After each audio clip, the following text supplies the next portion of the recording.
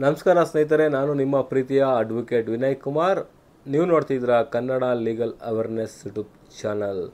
ಯಾರಿಂದ ನನ್ನ ಯೂಟ್ಯೂಬ್ ಚಾನಲ್ನ ಫಸ್ಟ್ ಟೈಮ್ ನೋಡ್ತಾ ಇದ್ದೀರೋ ಅವರು ಇವಾಗಲೇ ಸಬ್ಸ್ಕ್ರೈಬ್ ಮಾಡ್ಕೊಳ್ಳಿ ಮತ್ತು ನಿರಂತರವಾದ ವೀಡಿಯೋಸ್ಗಳಿಗಾಗಿ ಬೆಲ್ಲೈಕನ್ ಪ್ರೆಸ್ ಮಾಡೋದನ್ನು ಮರಿಬೇಡಿ ಅಂತ ಹೇಳ್ತಾ ನಾನು ಇವತ್ತಿನ ವೀಡಿಯೋನ ಪ್ರಾರಂಭ ಮಾಡ್ತಾ ಇದ್ದೀನಿ. ಸ್ನೇಹಿತರೆ, ಇವತ್ತಿನ ವೀಡಿಯೋನ ಟಾಪಿಕ್ ಏನು ಹೇಳಿದ್ರೆ, ಭಾರತದಲ್ಲಿ ಇರುವ ನ್ಯಾಯಾಂಗದ ವ್ಯವಸ್ಥೆ ಏನು, ನ್ಯಾಯಾಂಗದ ವ್ಯವಸ್ಥೆ ಹೇಗಿದೆ ಅಂತೇಳಿ ಅದ್ರ ಬಗ್ಗೆ ಎಲ್ಲ ಸಂಪೂರ್ಣವಾದ ಮಾಹಿತಿಯನ್ನು ಕೊಡೋಣ ಅಂತ ವೀಡಿಯೋ ಮಾಡ್ತಾಯಿದ್ದೀನಿ. ಸ್ನೇಹಿತರೆ, ಸಂಪೂರ್ಣವಾಗಿ ನೋಡಿ ಮತ್ತು ನ್ಯಾಯಾಂಗದ ವ್ಯವಸ್ಥೆ ಹೇಗಿದೆ ಅಂತ ಹೇಳಿ ತಿಳ್ಕೊಳ್ಳಿ ಅಂತಲೇ ಹೇಳ್ತೀನಿ.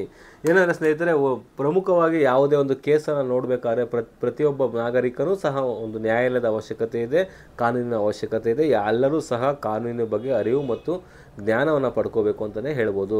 ಹಾಗಾಗಿ ಭಾರತದಲ್ಲಿ ಯಾವ ರೀತಿಯಾದ ನ್ಯಾಯಾಲಯಗಳಿದೆ, ಎಲ್ಲೆಲ್ಲಿ ನ್ಯಾಯಾಲಯಗಳು ಬರ್ತವೆ, ಅದ್ರ ಬಗ್ಗೆ ಎಲ್ಲ ಸಂಪೂರ್ಣವಾಗಿ ತಿಳಿಸ್ಕೊಡ್ತೀನಿ ಸ್ನೇಹಿತರೆ. ಪ್ರಮುಖವಾಗಿ ನಾವು ನೋಡೋದಾದರೆ ಸ್ನೇಹಿತರೆ, ಒಂದು ತಾಲೂಕು ಕೋರ್ಟ್ ಬರುತ್ತೆ, ಡಿಸ್ಟಿಕ್ ಕೋರ್ಟ್ ಬರುತ್ತೆ, ಹೈಕೋರ್ಟ್ ಬರುತ್ತೆ, ಸುಪ್ರೀಂ ಕೋರ್ಟ್ ಬರುತ್ತೆ ಸ್ನೇಹಿತರೆ.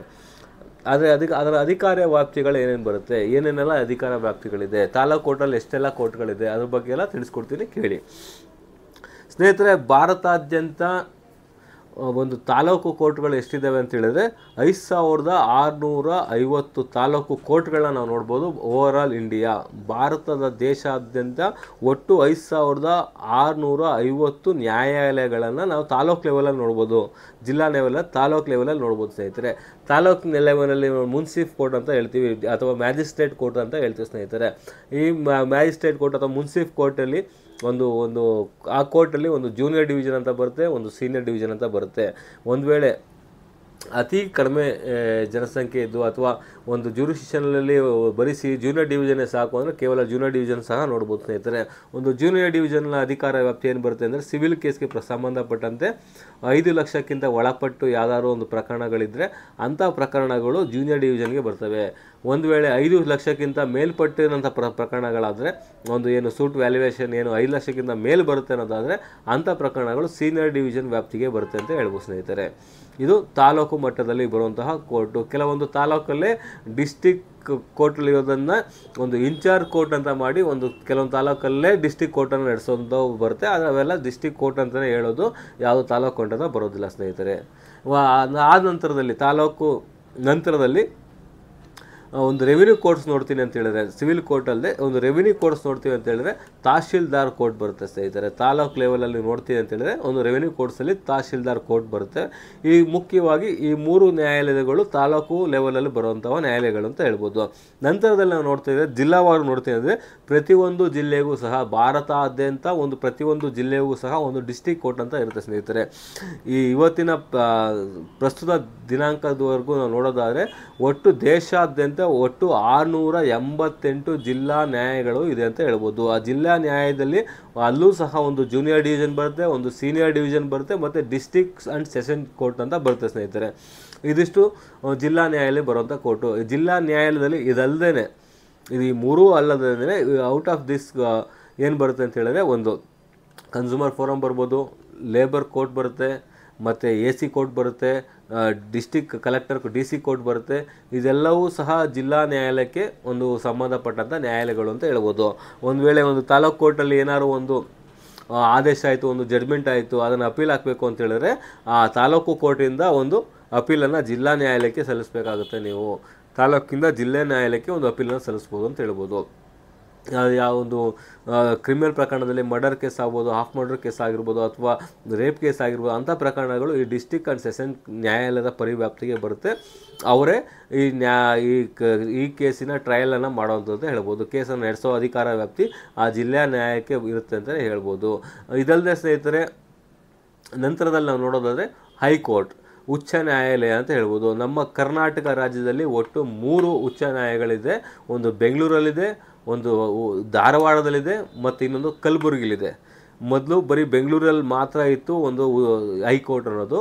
ಆದರೆ ಇಲ್ಲಿಂದ ಉತ್ತರ ಕರ್ನಾಟಕ ತುಂಬ ದೂರ ಇರೋದ್ರಿಂದ ಅಲ್ಲಿ ಜನರಿಗೆ ಯಾವುದೇ ರೀತಿಯಾದ ತೊಂದರೆ ಆಗಬಾರ್ದು, ಅಲ್ಲಿಂದ ಇಲ್ಲಿಗೆ ಬಂದು ಕೇಸ್ ನಡೆಸೋಕೆ ತೊಂದರೆ ಆಗುತ್ತೆ ಅಂತ ಹೇಳ್ಬಿಟ್ಟು ಅಲ್ಲೂ ಸಹ ಒಂದು ಕಲಬುರಗಿ ಒಂದು ಹೈಕೋರ್ಟ್ ಆಯಿತು ಮತ್ತು ಧಾರವಾಡದಲ್ಲೂ ಸಹ ಒಂದು ಹೈಕೋರ್ಟ್ ಇದೆ ಅಂತ ಹೇಳ್ಬೋದು.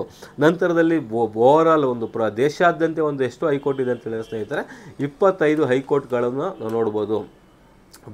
ಒಂದು ಭಾರತ ದೇಶದಾದ್ಯಂತ ಒಟ್ಟು 25 ಹೈಕೋರ್ಟ್ಗಳನ್ನು ನೋಡ್ಬೋದು ಸ್ನೇಹಿತರೆ.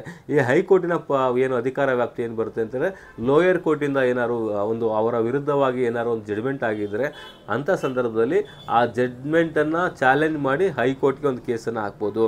ಅಥವಾ ಫ್ಯಾಮಿಲಿ ಕೋರ್ಟ್ಸಲ್ಲಿ ಏನಾದ್ರು ಒಂದು ಚಾಲೆಂಜನ್ನು ಮಾಡಿ ಏನಾದ್ರು ಅವ್ರ ವಿರುದ್ಧ ಒಂದು ಆರ್ಡರ್ನ ಮಾಡಿದರೆ ಆ ಆರ್ಡರ್ನ ವಿರುದ್ಧವೂ ಸಹ ಹೈಕೋರ್ಟಲ್ಲಿ ಹಾಕ್ಬೋದು.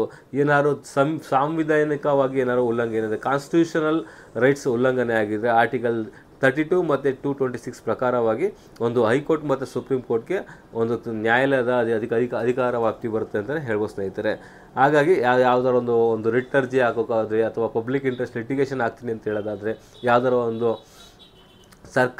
ಸರ್ಕಾರ ವಿರುದ್ಧ ಏನಾದ್ರು ಒಂದು ಕೇಸನ್ನು ದಾಖಲು ಮಾಡ್ತೀನಿ ಅಂತ ಹೇಳಿದ್ರೆ, ಅಥವಾ ಪೊಲೀಸರ ವಿರುದ್ಧ ಏನಾದ್ರು ಒಂದು ಕೇಸನ್ನು ದಾಖಲು ಮಾಡ್ತೀನಿ ಅಂತ ಹೇಳಿದ್ರೆ, ಅಂಥ ಸಂದರ್ಭದಲ್ಲಿ ನೀವು ಹೈಕೋರ್ಟಲ್ಲಿ ಒಂದು ಅರ್ಜಿಯನ್ನು ಹಾಕಿ ಒಂದು ಕೇಸನ್ನು ದಾಖಲೆ ಮಾಡ್ಬೋದು ಅಂತ ಹೇಳ್ಬೋದು. ಇದು ಹೈಕೋರ್ಟ್ಗೆ ಇರುವಂತಹ ಅಧಿಕಾರ ವ್ಯಾಪ್ತಿ ಅಂತ ಹೇಳ್ಬೋದು. ಹೈಕೋರ್ಟ್ಗೆ ಮತ್ತು ಹೈಕೋರ್ಟ್ ಅಧಿಕಾರ ವ್ಯಾಪ್ತಿ ಇದಲ್ಲದೆ ಏನು ಸಬಾರ್ಡಿನೇಟ್ ಕೋರ್ಟ್ ಏನು ಬರ್ತದೆ, ಡಿಸ್ಟ್ರಿಕ್ಟ್ ಕೋರ್ಟ್ ಏನು ಬರ್ತದೆ, ತಾಲೂಕು ಕೋರ್ಟ್ ಏನು ಬರುತ್ತೆ, ಅದೆಲ್ಲ ಅಧಿಕಾರಗಳು ಯಾವ ರೀತಿ ಒಂದು ಕಾರ್ಯ ನಿರ್ವಹಣೆ ಮಾಡ್ತಿದೆ ಅದೆಲ್ಲವನ್ನು ವೀಕ್ಷಣೆ ಮಾಡುವ ಅಧಿಕಾರ ವ್ಯಾಪ್ತಿಯೂ ಸಹ ಹೊಂದಿರುತ್ತೆ ಅಂತ ಹೇಳ್ಬೋದು. ಇದಲ್ಲದೆ ಸ್ನೇಹಿತರೆ, ಎಲ್ಲದಕ್ಕಿಂತ ದೊಡ್ಡ ಕೋರ್ಟ್ ಅಂತಲೇ ಹೇಳ್ಬೋದು. ಎಲ್ಲ ಒಂದು ಮನೆಗೆ ದೊಡ್ಡ ಮನೆ ಅಂತಲೇ ಹೇಳ್ಬೋದು. ಯಾವುದು ಅಂತ ಹೇಳಿದ್ರೆ ಸುಪ್ರೀಂ ಕೋರ್ಟ್. ಸುಪ್ರೀಂ ಅಂತ ಹೇಳ್ದಂಗೆ ಅದೇ ಹೈಯೆಸ್ಟ್ ಭಾರತ ದೇಶದಲ್ಲಿ ಅತ್ಯುನ್ನತವಾದ ನ್ಯಾಯಾಲಯ ಯಾವುದಾದ್ರು ಇದ್ದರೆ ಸುಪ್ರೀಂ ಕೋರ್ಟ್. ಸುಪ್ರೀಂ ಕೋರ್ಟಿನ ನಂತರ ಯಾವುದೇ ಒಂದು ಅಪೀಲನ್ನು ಹಾಕೋಕ್ಕಾಗೋದಿಲ್ಲ. Supreme ಕೋರ್ಟೇ last. ಇದೊಂದು ತಾಲೂಕು ಕೋರ್ಟಿಂದ ಹಿಡಿದು ಅಪ್ ಟು ಸುಪ್ರೀಂ ಕೋರ್ಟ್ ತನಕನೂ ಸಹ ಒಂದು ದಾವೆಯನ್ನು ನೀವು ಹೂಡ್ಬೋದು, ಕೇಸನ್ನು ಹಾಕ್ಬೋದು. ಆದರೆ ಸುಪ್ರೀಂ ಕೋರ್ಟ್ನಲ್ಲಿ ಏನು ಒಂದು ನಿರ್ಧಾರ ಆಗುತ್ತೋ ಅದೇ ನಿರ್ಧಾರ ಕೊನೆ ಆಗುತ್ತೆ. ಅದ್ರ ಮೇಲ್ಗಡೆ ಯಾವುದೇ ರೀತಿ ಅಪೀಲ್ ಆಗೋಕ್ಕಾಗೋದಿಲ್ಲ. ಸುಪ್ರೀಂ ಕೋರ್ಟಲ್ಲೇ double bench, triple bench, 4 bench ಅಂತೆಲ್ಲ ಇರುತ್ತೆ. ಅಲ್ಲಿ ಬೇಕಾದ್ರೆ ಒಂದು ರಿವಿಷನ್ ಪಿಟಿಷನ್ ಸಲ್ಲಿಸ್ಬೋದು. ಆದರೆ ಅದು ಬಿಟ್ಟು ಯಾವುದೇ ರೀತಿಯಾದ ಒಂದು ಅಪಿಲೆಂಟ್ ಕೋರ್ಟ್ ಬರೋದಿಲ್ಲ. ಈ ನ್ಯಾಯಾಲಯದ ವ್ಯವಸ್ಥೆ ಪೂರ್ಣ ಪ್ರಮಾಣವಾಗಿ ನೋಡೋದಾದರೆ ಇದು ಬ್ರಿಟಿಷ್ ಕಾಲದ ನ್ಯಾಯಾಲಯದ ವ್ಯವಸ್ಥೆ ಅಂತಲೇ ಹೇಳ್ಬೋದು. ಬ್ರಿಟಿಷ್ ಅವರು ಇದ್ದಂಥ ಸಂದರ್ಭದಲ್ಲಿ ಒಂದು ನ್ಯಾಯಾಲಯದ ಒಂದು ಚೌಕಟ್ಟನ್ನು ಒಂದು ಯಾವ ರೀತಿ ಒಂದು ನ್ಯಾಯಾಲಯ ನಿರ್ವಹಣೆ ಮಾಡುತ್ತೆ ಮತ್ತು ನ್ಯಾಯಾಲಯಗಳು ಹೇಗೆಲ್ಲ ಇರ್ತವೆ ಅಂತೇಳಿ ಒಂದು ಮಾಡಿ ಅವರು ಇದ್ದಂಥ ಕಾಲದಲ್ಲಿ ಹೇಗೆ ನ್ಯಾಯಾಲಯ ನಿರ್ವಹಣೆ ಆಗ್ತಾಯಿತ್ತು, ಇವಾಗಲೂ ಸಹ ಅದೇ ರೀತಿಯಾಗಿ ಒಂದು ನ್ಯಾಯಾಲಯಗಳು ಇದೆ ಅಂತಲೇ ಹೇಳ್ಬೋದು. ತಾಲೂಕು ಕೋರ್ಟ್ ಬರುತ್ತೆ, ಜಿಲ್ಲಾ ಕೋರ್ಟ್ ಬರುತ್ತೆ, ಹೈಕೋರ್ಟ್ ಬರುತ್ತೆ, ಸುಪ್ರೀಂ ಕೋರ್ಟ್ ಬರುತ್ತೆ. ಇದಿಷ್ಟು ಒಂದು ಸ್ಟೆಪ್ ಬೈ ಸ್ಟೆಪ್ಪು ಭಾರತ ದೇಶದಲ್ಲಿ ನ್ಯಾಯಾಂಗ ವ್ಯವಸ್ಥೆ ಕಾರ್ಯನಿರ್ವಹಿಸ್ತದೆ ಅಂತ ಹೇಳ್ಬೋದು. ಇದಿಷ್ಟು ಭಾರತ ದೇಶದಲ್ಲಿ ಇರುವಂತಹ ನ್ಯಾಯಾಂಗದ ವ್ಯವಸ್ಥೆ, ನ್ಯಾಯಾಂಗಗಳು ಈ ರೀತಿಯಾಗಿ ಇದೆ ಅಂತಲೇ ಹೇಳ್ಬೋದು ಅಂತ ಹೇಳ್ತಾ ಇವತ್ತಿನ ವಿಡಿಯೋನ ಮುಗಿಸ್ತಾ ಇದ್ದೀನಿ ಸ್ನೇಹಿತರೆ. ನಿರಂತರವಾದ ವೀಡಿಯೋಸ್ಗಳಿಗಾಗಿ ವೀಕ್ಷಿಸಿ Kannada legal awareness YouTube channel. Like ಮಾಡಿ, ಶೇರ್ ಮಾಡಿ ಮತ್ತು ಸಬ್ಸ್ಕ್ರೈಬ್ ಮಾಡಿ. Thank you.